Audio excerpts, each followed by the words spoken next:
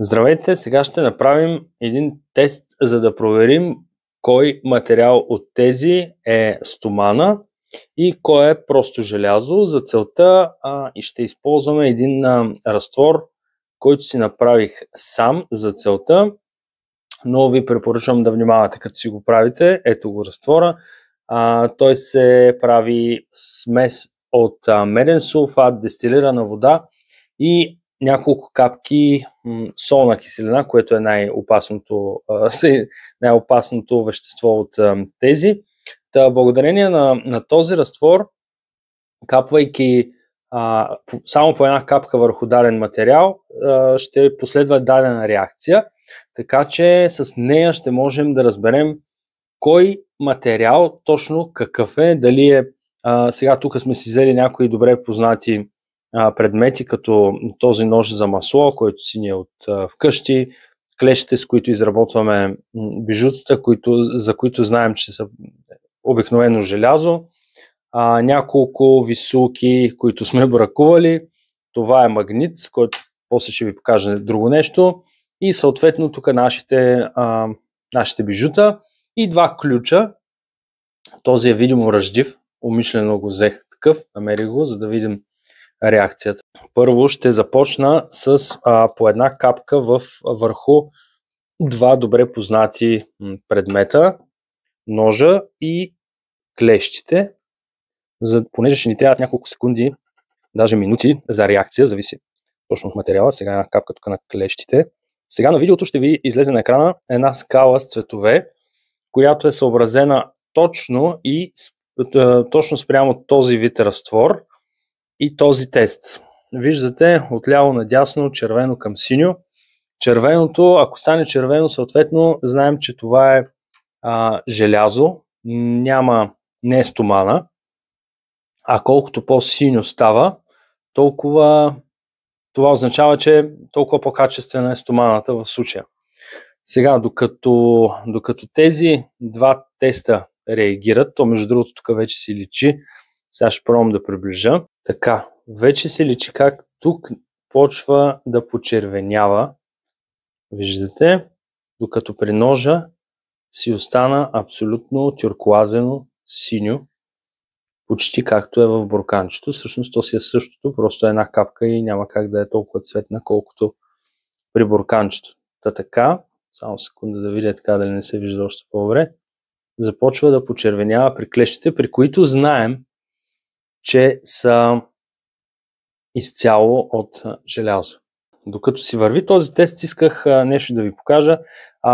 Така много често срещано знание в интернет е, че стоманата не може да се привлече от магнит, докато желязото се привлича. Искам така да се каже, да го разбия този мит, защото това просто не е вярно.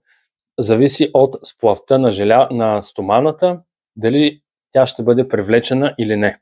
Ето, например, ще пробваме с това го правим на гривна и го гравираме.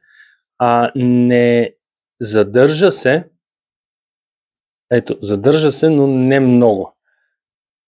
Така, но това е стомана и ще видите после с реакцията. От друга страна, имаме ето тази висулка, която изглежда да е метална и въобще не се задържа на магнита, но по никакъв начин. Ето, пада си. Но после ще видим тя как реагира всъщност с нашия разтвор. Докато тук имаме нещо друго. Това е плочка за гравиране от друга наша, от всъщност ето такава гривна. Същата плочка и виждаме, че тя не пада. Но после ще проверим дали е стомана. Идеята ми е, че не всичко, което се привлича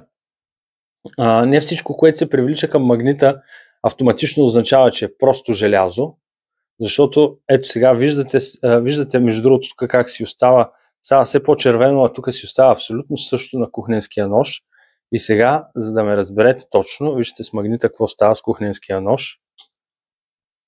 Залепна си и то здраво. Този магнит е доста силен, не случайно го нося. Докато пък тук при нашите кръчета, гривна с кръчета, въобще не може да се задържи.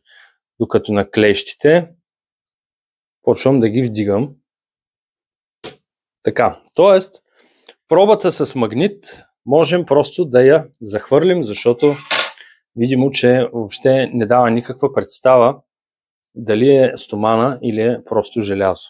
Сега ще продължа с опитите. Ще капна, тук е една капка на тези човечета, които гравираме по една. Искам тук да обърнете внимание между другото на този материал и на този. Това не съм го тествал, сега ще го пробвам. Сега време е за ключа. Този ключ. Тея колията.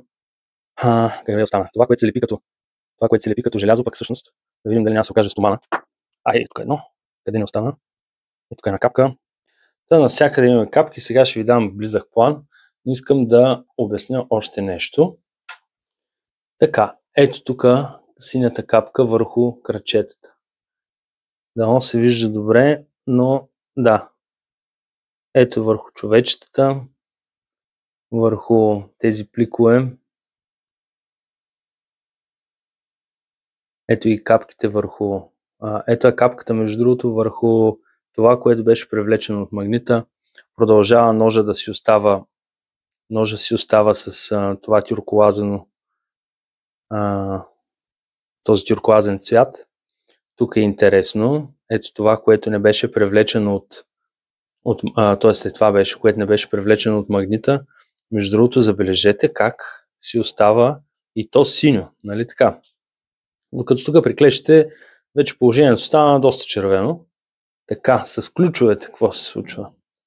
Ключовете. Сега виждаме, че този ключ е ръждив, но някак си капката остава синя. Той има някакво покритие. Нещо се случва. Тук пък е още по-синьо, но след време, след няколко минути, сега ще направим една пауза, ще видите една реакция. Докато стане паузата, аз ще направя нещо друго, но нека да мине наистина още някоя минута, за да видите какво имам предвид.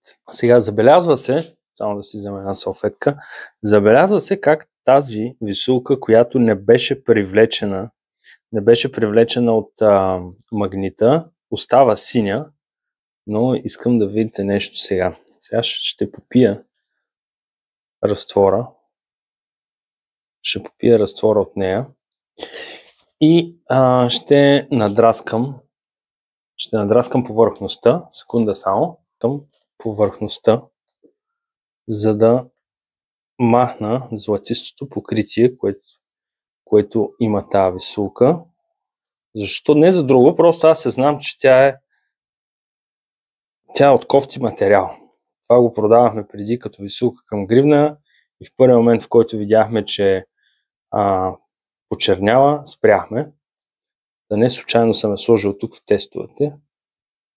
Сега ще понадраскам малко, но той много трудно се драска, не знам какъв материал е това.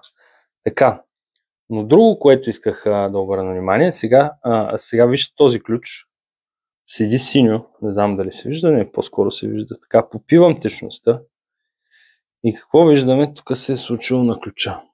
Петно. Не, че с пръст не е хубаво да пипам. Петно, което не мога да изтрия. Уж този ключ трябваше да е някакъв по-хубав, или поне така казаха, но си остана петно. Да видим сега обаче дали имаме петно. Ето тук на това, което магнита го привличаше, за което аз съм убеден, че е стомана и си го познавам, защото го предлагам на доста време. Попих течността. Вижте сега. Май нямаме тук такова петно. Така, само да взема ключа.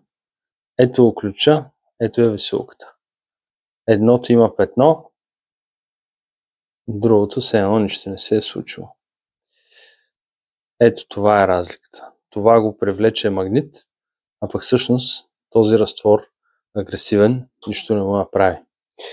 Сега, тъй като съм се приготвил, ето ги сега тези другите писмата, забърсвам ги и показвам, че всъщност абсолютно нищо им няма. Но тук по-рано съм си ги драснал. Драснал съм го това с секунда. Вижда се една дълбока резка, която съм направил предварително с желязо. Ето вижда се, даже аз се отразявам. Тая резка я направих, за да видя, да не би да има някакво много хубаво покритие тук, някакво много хубаво покритие тук, което да предотвратява реакцията. Както и на това колие. Ето тук също се виждат две хубави деруги, които са и между другото дълбоки, защото направо се усеща. Така, забърсвам го. Сега, помним ли? Надраскано, секунда да осветя малко. Така, надраскано и още едно надраскано. Ето тук. Междувременно оставяме тия момченци и момиченци да се киснат с това. Сега ще капна тук на дръскотините и тук и на това, дето го надрасках, за което знам, че е буклук и затова го спряхме. Дали се случва въобще нещо тук и какво ще се случи тук. Сега ще го оставя на пауза и след малко ще се върна. Сега изчаках малко повече време, отколкото очаквах, защото тук реакцията се забави малко. За жалост не се вижда много хубаво от камера, но този резултат тук на диаманта, тази фигурка с диаманта розовее. Може би ето тук се вижда, не знам, но розовее, наживо розовее доста. Докато в същото време на тази дълбока, тук дръскотината даже са две, абсолютно нищо не се получи на капката, и още по-хубаво се вижда на сребристия цвят на това писмо тук. Продължаваме да следим тия капки. Тук на тази гривна си е абсолютно тюркоазено. Тук е синьо. На клещите междувременно стана вече доста сериозно тъмно червено, докато на ножа си остава тюркоазено. Но сега искам да пробвам тук нещо. Нямах търпение тази капка да я попия, за да видя има ли следа. Няма. Но тук не съм и драскал нищо на тази висулка и съответно нищо и няма. Обаче, тук е скрития момент с това кръгче. Вижте как стана проблем.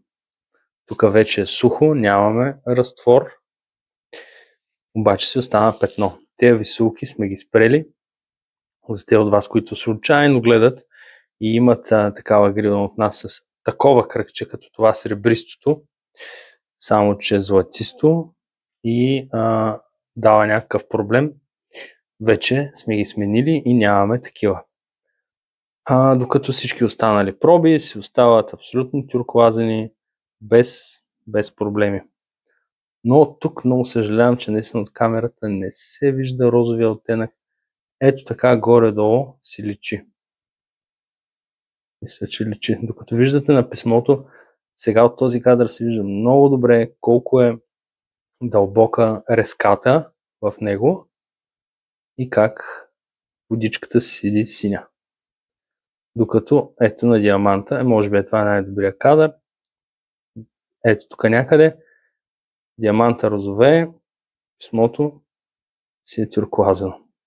Надявам се това да беше полезно. Те от вас, които разбират повече от химия, нека да, ако има въобще някой гледащ, да каже защо стоманата тази се привлича с магнит, а тази странна сплав на този диамант или каквото е там, въобще не го привлича и да, ще ми е интересно да разбера. Благодаря ви за гледането, дълго стана, но пък си е доста полезно.